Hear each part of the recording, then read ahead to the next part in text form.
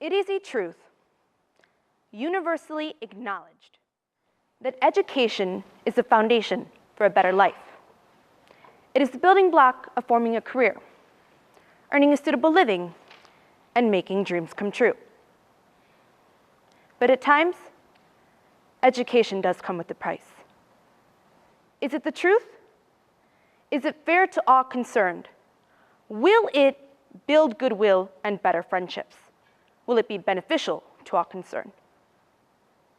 The four-way test questions reveal that to survive in this modern society, education is as important as the basic needs of air, food, water, and sunlight.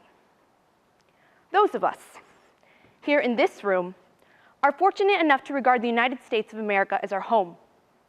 We are blessed to live in a country where receiving an elementary and secondary education is mandated law, and receiving a higher education is custom in certain cases. Today, one would think that education was always the way it is now, readily available and free, but that wasn't always true. At the time when our founding fathers were drawing up the Constitution for this great nation, only a small portion of the population could essentially attend school. Poor civilians, women, and anyone of color were prevented from obtaining any form of degree. Down south, if a slave was caught reading, they were punished. Fast forward a couple of centuries and the US is in a full-fledged war, whereas the aristocratic men who were once the only ones afforded the privilege of an education were overseas, fighting. And those who were disregarded in the first place finally had their chance to acquire knowledge.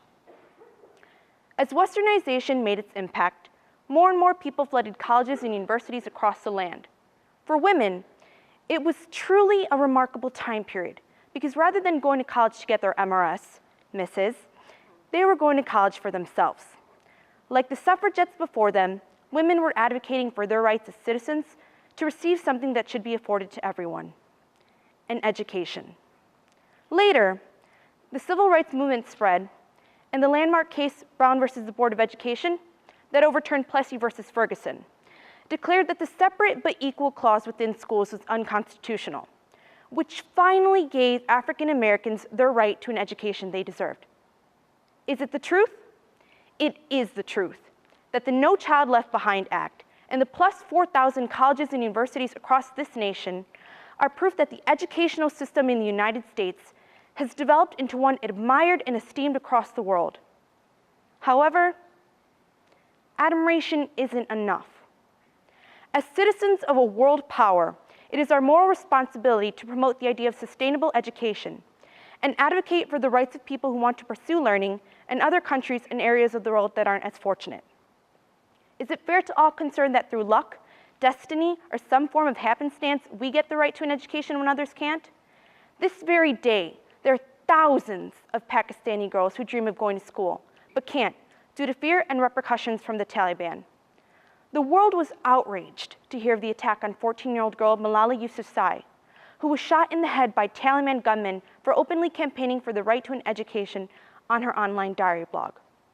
Now, the Taliban vowed to get the job done next time, because to them, she should not have survived for being such a secular-minded lady.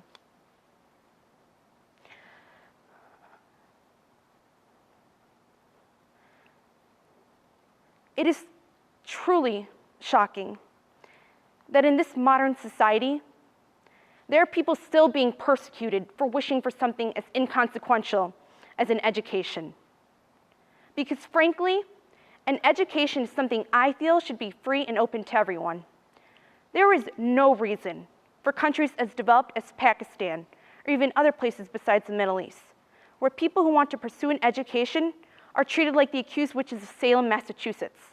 The year is 2013, not 1692, and times are changing.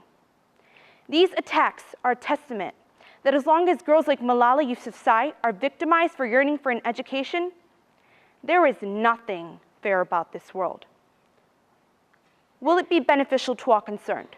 Will it build goodwill and better friendships? Yes and yes, because educating the public as a whole can be beneficial to our planet, because not only can it build friendships and goodwill through foreign relations and trade, but it can also make the people less intimidated and scared of their government. When people are educated, they can hold higher positions in the workforce, and therefore can only make their homeland more prosperous. Understandably, not every nation can move forward with accepting education when there are bigger things at stake to worry about. But those that can could bring nothing but goodwill and friendships.